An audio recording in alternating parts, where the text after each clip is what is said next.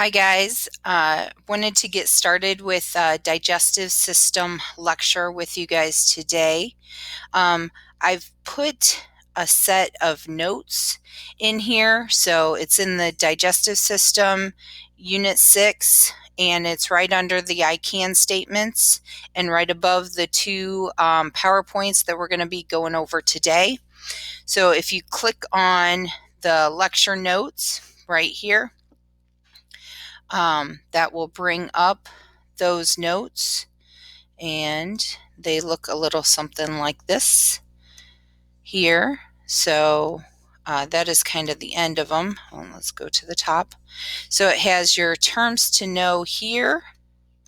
And those are terms you've seen and heard before. We went over them in an animal technology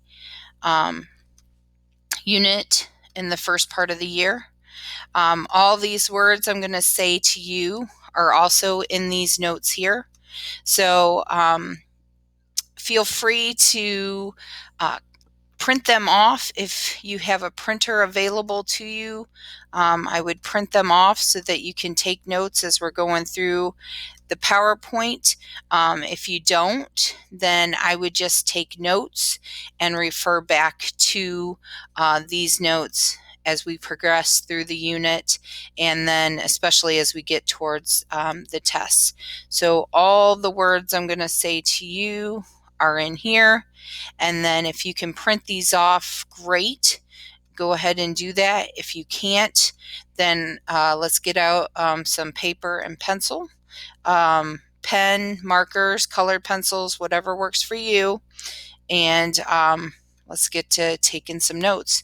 So there are the notes. So if you want to go ahead and pause this video and get those things, I think that'd be great. Otherwise, we're going to go through two PowerPoints today. It's in the Unit 6 here. And the first PowerPoint goes along with your student workbook. So that is right here. And then the second one is the digestive system gut instincts PowerPoint that goes along with your medical terminology, and you have some questions to do with the medical terminology. I would go to your medical terminology workbook when you're doing these questions, but today here's the two PowerPoints we'll be going through. So if you want to follow along with those, they are right here if you want them right in front of your face. So if you need to pause, go ahead and do that and get the stuff you need for notes. If not, then let's go ahead and get started. So here's the first PowerPoint we're going to go through from the beginning. We have three different digestive systems we're going to talk about: ruminants, cecal fermenters, and monogastrics. So ruminants is the first one. And here are your pieces and parts. So we have the esophagus. We talked about a horse's esophagus being about 3 to 4 feet long. So some of our smaller students, minus a few inches, might be the length of an esophagus of a horse. Then we also have, that's about the same as a cow as well. So cows tend to eat roughage, so a lot of hay and grains and silage, which is they take old corn stalks and stuff and hay and some mixture of some corn and grain might be in there as well, left over from harvesting time, and they put it together and they let it sit and bacteria grow in it, and that is called silage, and they feed that to cows to maintain them through the winter months and stuff. So cows need to really start to break down this, so they chew it in their mouth, and then they swallow it. It goes down into the rumen, mixes with some of those juices, and then they regurgitate it back up. and that is called the cud. You're chewing your cud, and then they rechew it again, and it swallows it back down into the rumen. So the rumen is also called the fermentation vat. It's the biggest compartment. It makes up 80% of the cow's digestive system of the stomachs. There are millions of bacteria and organisms in there to help to start to break down all that fibrous plant material so that the cow's body can absorb it. The other part of the horse's stomachs, there are 4 compartments to the cow's stomach, is the reticulum. The reticulum is also called the honeycomb. That is what we passed around at the beginning of the year. It had that honeycomb type shape. It also kind of resembles the cereal honeycombs, and it is used to collect metal and foreign debris. So cows a lot of times are out on pasture and they are eating large bales of hay, and sometimes there are wire or nails or screws or something in that, and they just take it on in and eat it without quite realizing it. And so the reticulum is there to help collect that foreign material.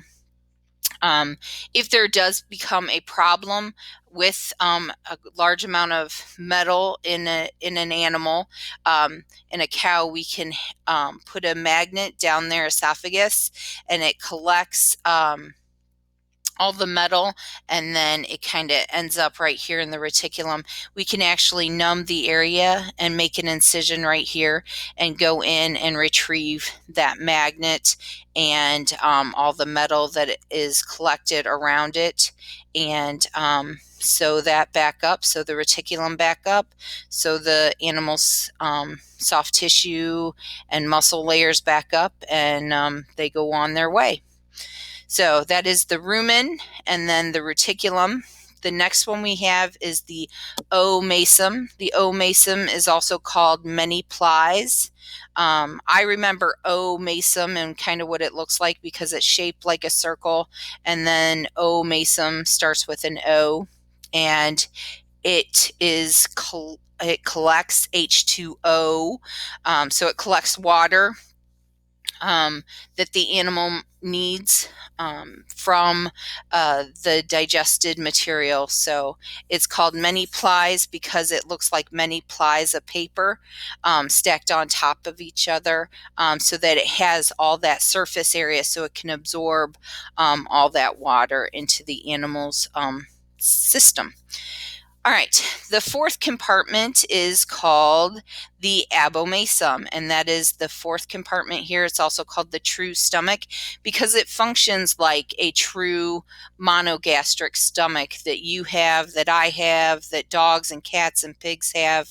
So there are digestive enzymes in here that really help to break down the food and stuff and used for absorbing, and as it goes off into the small intestine. So calves, for the first few months of their life, before they start ruminating, they use the abomasum, is the only stomach they're really using when they're drinking their mother's milk and stuff like that. So before they start to ruminate and use all the compartments of the stomach, they're only using the true stomach, the abomasum. All right, next, moving on to the small intestine. Here, the small intestine, we start to absorb those nutrients and stuff into the body. So they are covered with capillaries. So we just learned about the circulatory system. So this is how the circulatory system ties in to the digestive system. The capillaries surround the intestines, and then they can pull nutrients out. And then it's like a delivery system. So the circulatory system is like UPS or FedEx, and they're out delivering to the tissues and organs that need those nutrients. They're getting them from the digestive system and absorbing them into the cardiovascular system, and then it's delivering it throughout the body. The cecum is believed to help break down fiber, and cows and horses, rabbits, guinea pigs, they eat a ton of fiber, so they do have larger cecums, as you'll see when we dissect our rabbits. They do have a larger cecum because they are eating all that hay and stuff. So cows are in that same boat with them, and have a larger cecum to help break down that fibrous material. Then we have the colon that absorbs any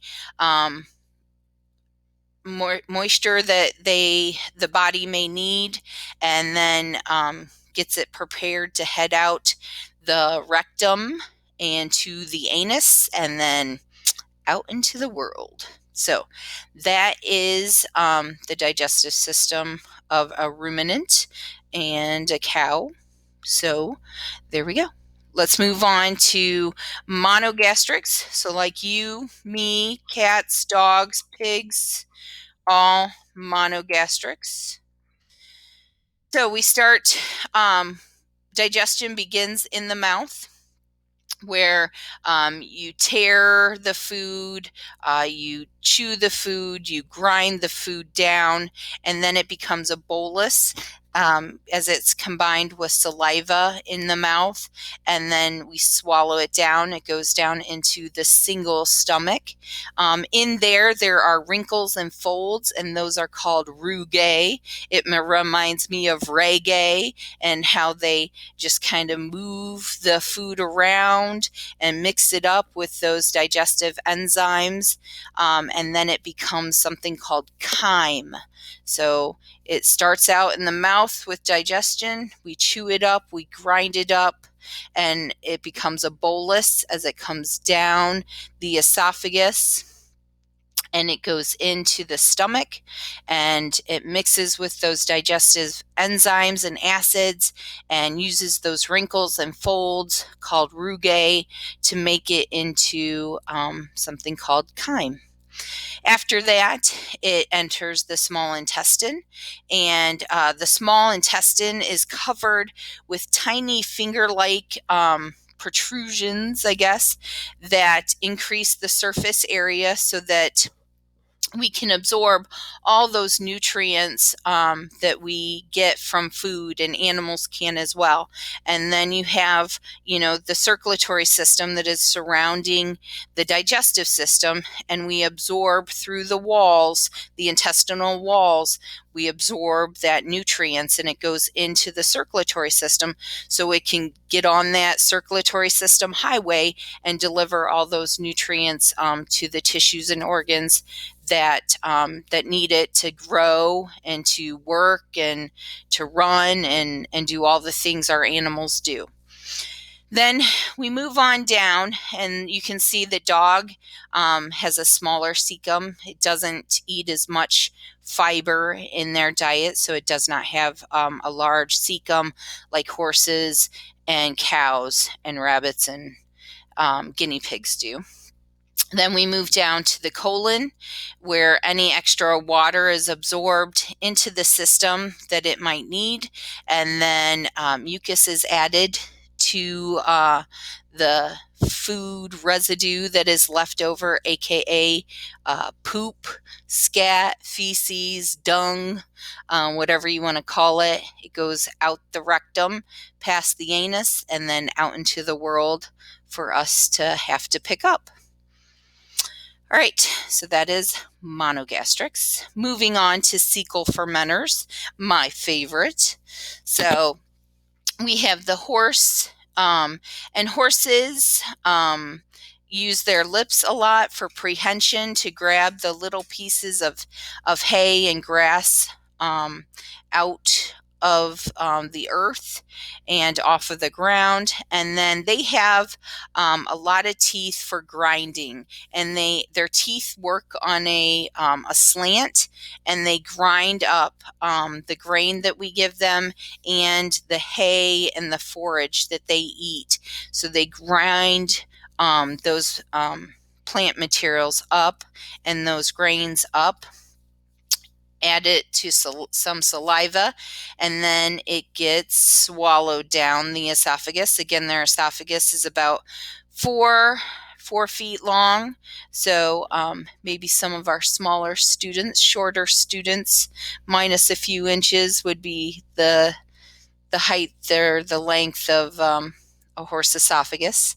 It goes down into a monogastric stomach where there are enzymes that start working on the food to kind of break it down into parts that are more manageable for our animals to absorb, and some gastric acids. In here, sometimes horses can develop gastric ulcers just like people do. They can develop ulcers. So it happens to animals like when they're in training, like horses when they're in training or they're young, and they get maybe stressed, they get moved. Sometimes they can get ulcers, and it's very painful for them to get these ulcers. And the way horses tell us that they're in pain and they have some ulcers is that they grind their teeth. So if you walk into a barn and you hear an animal grinding their teeth, like a horse grinding their teeth, that's an indication that that animal might have ulcers. The way we diagnose that is we take an endoscopic tube and we take it up the horse's nose, and then we go down the esophagus into the stomach so we can look at the lining of the stomach and look for those ulcers. I'll try to get a video for you guys and put that in Schoology if it's not already in there. So again, there's some rugae wrinkles in here, and it mixes the feed that the animal is eating. And then it moves on into the, I guess I should do these, small intestine. And in the small intestine, nutrients are absorbed again, just like in monogastrics and ruminants. They are absorbed. So the circulatory system surrounds the digestive system so that it can pull out those nutrients into the circulatory system to move it around the body and deliver those nutrients to the organs and the cells that need it the most. After the small intestine, we go into the colon and the cecum, so that you can see the cecum is just really huge in horses because of all that fibrous material that they are consuming. They have to have a large cecum to help break that down. So that's the same in guinea pigs and rabbits as well. They have larger cecums because of all that roughage.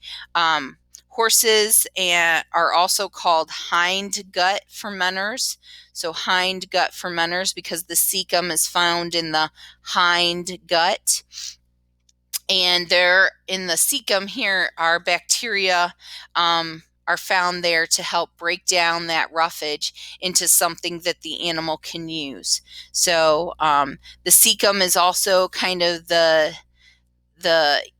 furnace for the animal. So when it's cold outside and we turn horses out into the pasture, we always want to make sure they have hay, because if they're out there munching and eating, even though it's cold outside, their digestive system is helping to keep them warm. So if you have food moving through them, and they are constant grazers and they do need to keep eating, their digestive system needs to keep moving. That's important for them. So then we have the colon. Again, any leftover liquid that needs to get absorbed gets absorbed through the colon, and then out the rectum, which is about 1 foot long in horses, and then out the anus. Fun fact, about 1,000-pound horse will poop about 50 pounds of feces a day. So if you let a stall go 2 days without cleaning it out, that's 100 pounds of poop for you to be scooping out. All right, I think that's it about cecal fermenters. So let's move on to the digestive process. So the mechanical digestion, it begins in the mouth. That's where digestion begins. Food is chewed and broken down into smaller pieces. Saliva is added. It is called a bolus in the mouth, and as it gets swallowed down the esophagus, we use peristalsis to move the food through the digestive system. So peristalsis is that wave-like movement that I believe we saw when we ultrasounded Violet, and it's that wave-like movement that moves the food material through the digestive tract. We have the chemical digestion, those enzymes and acids I was talking about that's found in the stomachs that reduces the food particle size and changes it into particles that the body can actually use and start to absorb into the circulatory system. So absorption, we absorb those nutrients into the bloodstream through the intestinal villi. Those are kind of like finger-like protrusions in the digestive system that just give it more surface area so that it can absorb more of those nutrients. And then metabolism, that's how we use it. So how do we use the nutrients? So nutrients are removed from the bloodstream and used by the body's organs for things like bone growth, hair growth, maintaining body temperature, growing offspring. So if you have, say, a goat that has some kids and they are growing those, we need to feed them good things so that they can produce healthy offspring. And then after they have the offspring, they need to be fed well so that they can produce milk and so they can feed their offspring until they start to eat on their own. All right, major nutrients. So there are some nutrients that produce energy, and here are the three that do that. We have proteins, carbohydrates, and lipids. Lipids are going to produce most of your energy, then carbohydrates, and then proteins. Proteins are there to help the development and repair of body organs and tissues. So if you've been sick, a lot of times your mom will give you chicken noodle soup. Well, that chicken is full of protein, and protein is there to help repair your body from being sick. Protein is also good for the production of wool, milk, eggs, fetal development. So that's important to have if you have an animal that is pregnant. Production of hormones. Again, if you have an animal that's pregnant, they need to be producing those hormones. Antibodies, so an animal that's sick and needs to fight off an infection, they need those proteins there to help fight that off. So carbohydrates support body function such as breathing, digestion, and exercise, and they help to maintain the body temperature. And if they don't get used up, they do turn into fat. Then we have lipids. They enhance the palatability and the caloric value of the feed. So cat food has more calories in it. It's more palatable. That might be why dogs love cat food more than their own. It might be why dogs like cat poop as well. Not sure about that one, but it is more palatable because it does have more calories. Lipids provide energy. They provide fatty acids for healthy skin and coat. They aid in the absorption of fat-soluble vitamins. Those fat-soluble vitamins we'll talk about a little bit later, but they're A, D, E, and K. A, D, E, and K are your fat-soluble vitamins. They help to maintain body temperature. They provide essential material for hormone secretion. So these are your three nutrients that provide energy. All right, your next ones, still valuable nutrients here. We have water. Water is essential for life. You need it. It supports biochemical reactions such as respiration, digestion, conversion of food to absorbable components in the digestive system to the circulatory system.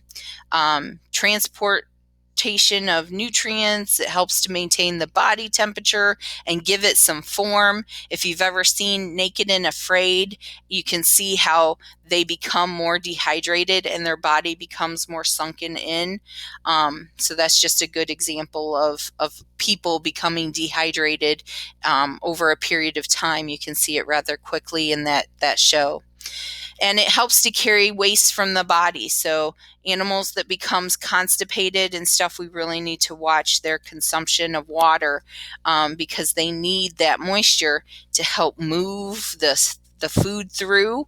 And as it becomes undigested food material and or waste. All right, vitamins. Vitamins regulate digestion, the absorption and metabolism, gland activity, and cell formation. They are necessary for normal vision. So vitamin A, important. Carrots have a lot of that. Fights disease, vitamin C, and develop a healthy nervous system. And then last but absolutely not least, we have minerals. And minerals furnish structural material for teeth. So a lot of the calcium that is needed for good teeth and bone production, aid in building body tissue, digestion, muscle activity, and transmission of messages through the nervous system, which we'll learn about the nervous system in a few units, and part of hormones.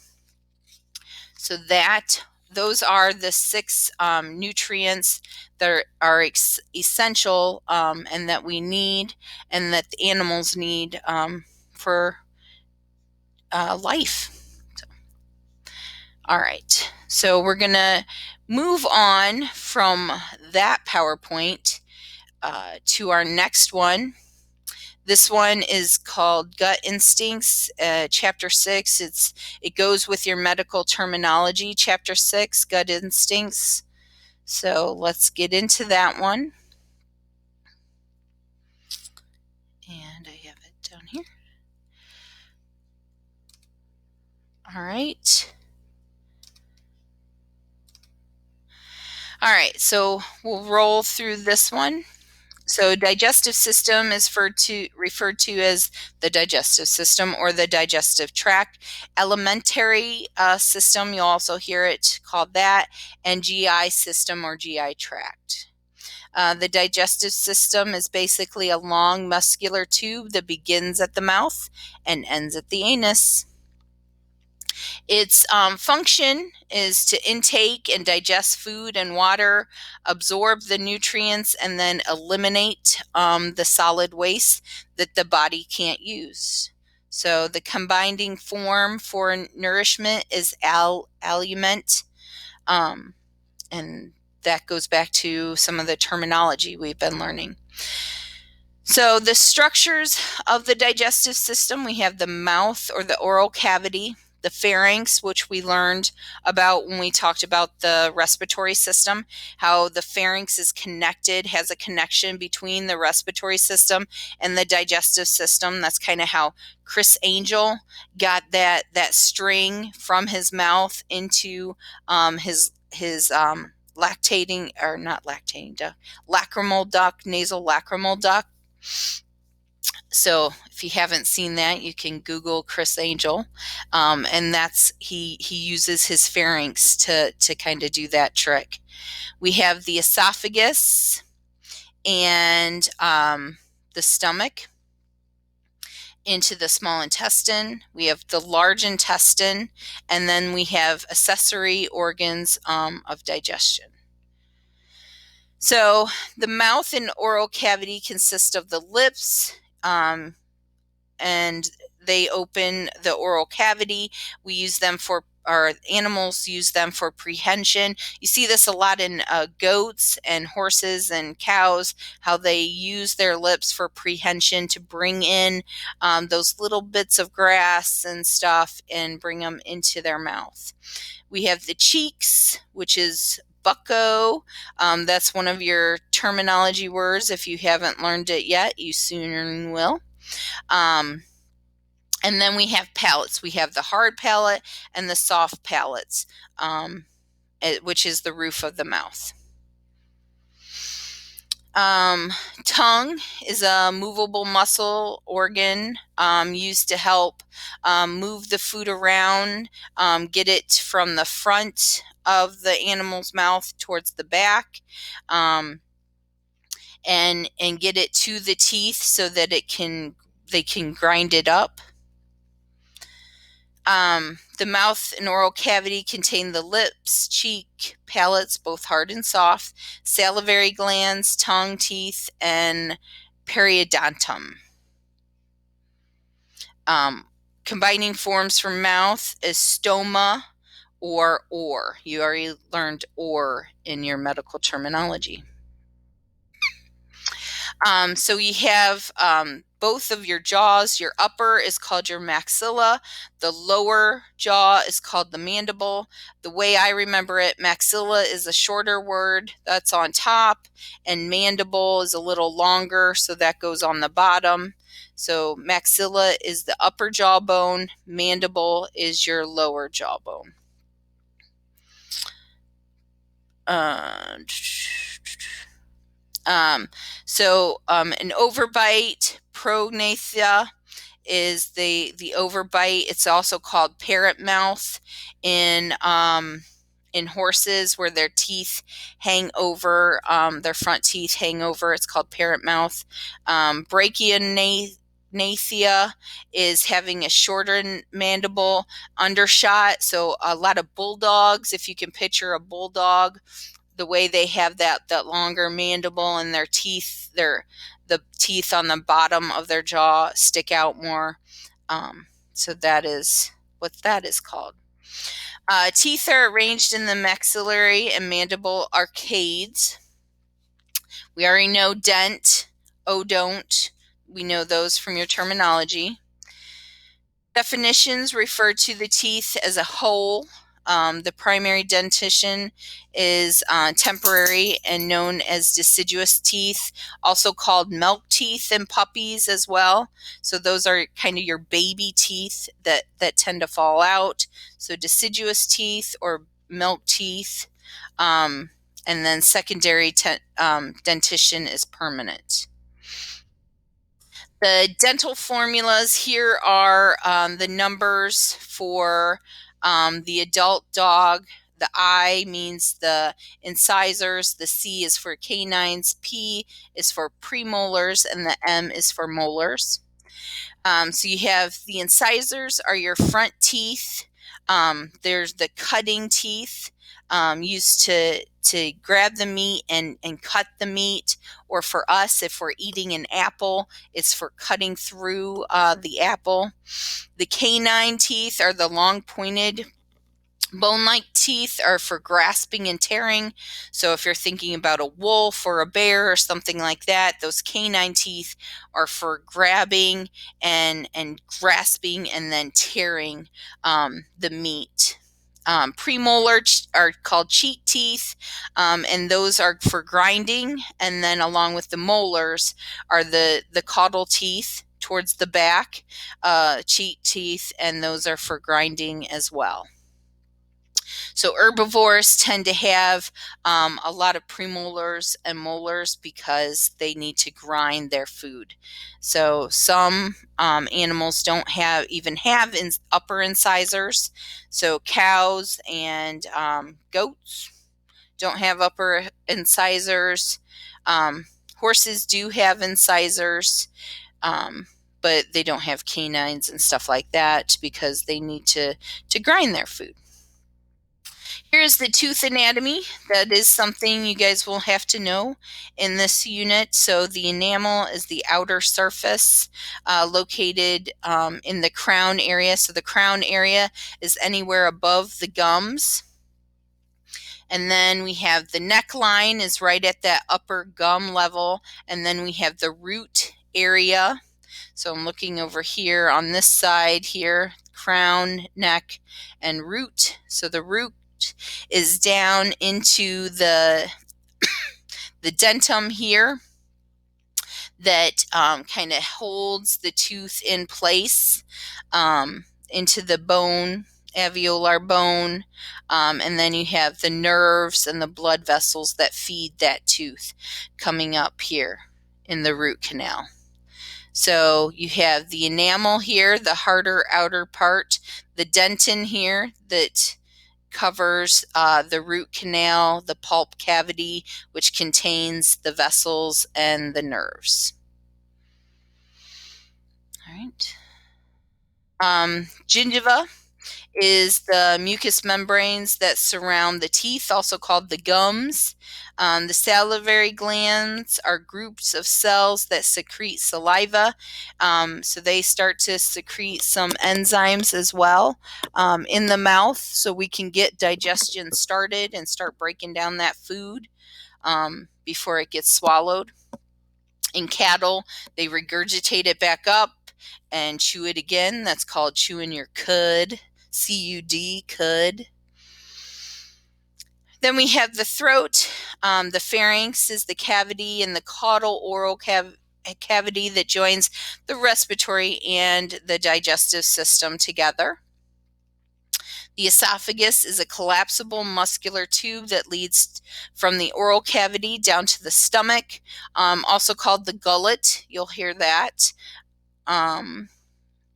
And enters the stomach through the opening, and those openings are called sphincters, and they open and close. They're kind of ring-like muscles that constrict, and they open and close as food passes through. Pyloric sphincter is one of those in the stomach. The abdomen, the remaining digestive organs are found in the abdomen. Apple dome, abdomen, ceiling dome, abdomen, from your terminology. It's between the diaphragm and the pelvis. So if you're thinking about dissection and looking at the abdomen, which we will when we dissect the rabbit, it's between the diaphragm and the pelvis. The peritoneum is the membrane lining that covers the abdominal and pelvic cavity and some of the organs in this area. So the layer that lines the abdominal cavity covers the abdominal organs is called the visceral peritoneum. The omentum is a fold of the peritoneum that connects the stomach and the other visceral organs. So you have the stomach is a sac-like organ that aids in digestion. So gaster, gastruck, stomach, back to terminology again.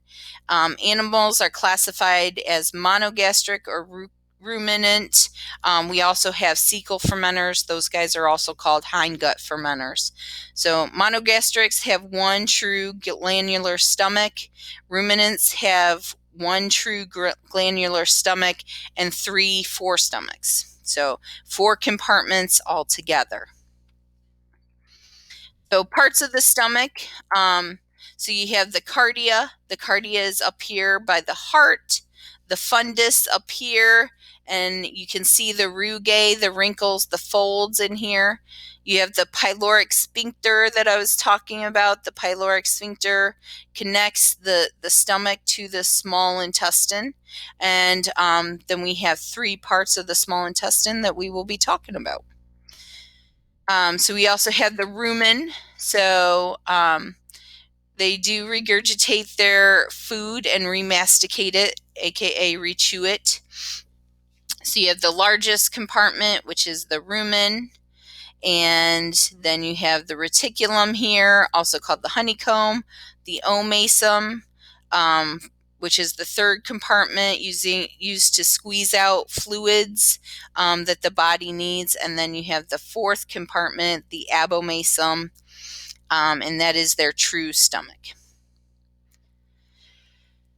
The small intestine extends from the pylorus, where that sphincter there that exits the stomach, into the large intestine. It's held in place by the mesentery. It's kind of a sac that holds everything together. There are 3 parts to the small intestine that you will need to know and try to spell them the best you can. The first one we have is duodenum. So you can say duodenum, either duodenum or duodenum. Either one is correct. I tend to say duodenum, so that's what you'll hear out of me. But people do say duodenum, and that's correct as well. So then you have the jejunum, is the second part of the small intestine, jejunum, and then the last one is ileum. Ileum with an E, because there's also an ileum with an I that is a bone in the hip and pelvis region, and that's spelled ileum with an I. So anatomy and physiology can sometimes be confusing, but this one is ileum with an E. So the way I remember it may be goofy, but you know what? I'm going to give it to you. If it helps you, great. If it doesn't, come up with something else. So DJI, spinning the tracks for you. So duodenum, jejunum, ileum, DJI. So if that helps you, great. If it doesn't, find something else. All right, then we move into the large intestine. It extends from the ileum, that last part of the small intestine, to the anus.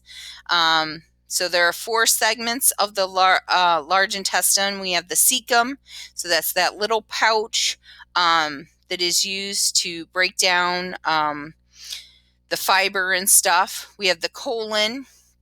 It varies in length with species. You have the rectum, which is the caudal portion, and then you have the anus, also proct. That was one of our terms, where is the end, the door, out. That is the end. All right, then we have some accessory glands. We have the liver, which you will see it's a rather large, solid organ located just caudal to the diaphragm. So a lot of you already saw the liver when we were dissecting the chest area and stuff, and you guys saw the diaphragm. The liver is right underneath that. Then you have the gallbladder right here. It's tucked right into the liver area. You have the pancreas. The pancreas, it doesn't really look like much. It's of an organ at all. In fact, sometimes it's hard to even see in the rabbits. You can see it some in cats, and I do have some pieces and parts of cats still that I will show you when we dissect. And then we have the spleen as well, I'll be showing you, and salivary glands also help.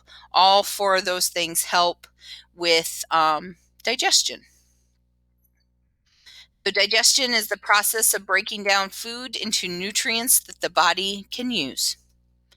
And metabolism is the process involved in the body's use of those nutrients that get broken down and then absorbed into the body and then circulated around to the tissues and organs that need it. Absorption is the process of taking digested nutrients into the circulatory system. And absorption occurs in the small intestine. They have those tiny villi, the hair-like protrusions that increase that surface area so that we can get as much nutrients absorbed into the body and use that food to help that animal grow.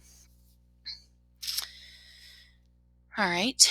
Food is grasped and collected in the mouth. This is called prehension. So maybe next time you watch the goats eat or the horses eat, look for that prehension, see how they're using those lips. Mastication is called chewing, breaking down of the food into smaller pieces. Deglutination is the moving of chewed food into the pharynx and then into the esophagus. The epiglottis we talked about when we talked about the respiratory system, the epiglottis and the arytenoid cartilages. The arytenoid cartilages close, and then the epiglottis comes up to be that double door to close off the trachea, so then food can get swallowed up and over and down into the esophagus. Food moves down the esophagus by gravity and peristalsis, because we have a lot of animals who are constant grazers, like horses, giraffes, and so you need that peristalsic movement that moves the food down the esophagus, because a lot of times they have their heads down and they're constantly eating. So we need that muscular movement from that smooth muscle to move the food down the esophagus. And here's an example of that wave-like movement that we saw when we ultrasounded Violet.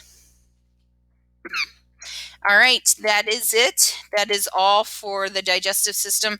If you think I went too fast, that's okay. This is a video and you can go back and re-listen to parts. You could maybe try to slow me down. Not sure, but go ahead and re-listen to it if you need to, or if you missed something. It is available for you to do. All right, thanks for listening. Have fun with the digestive system.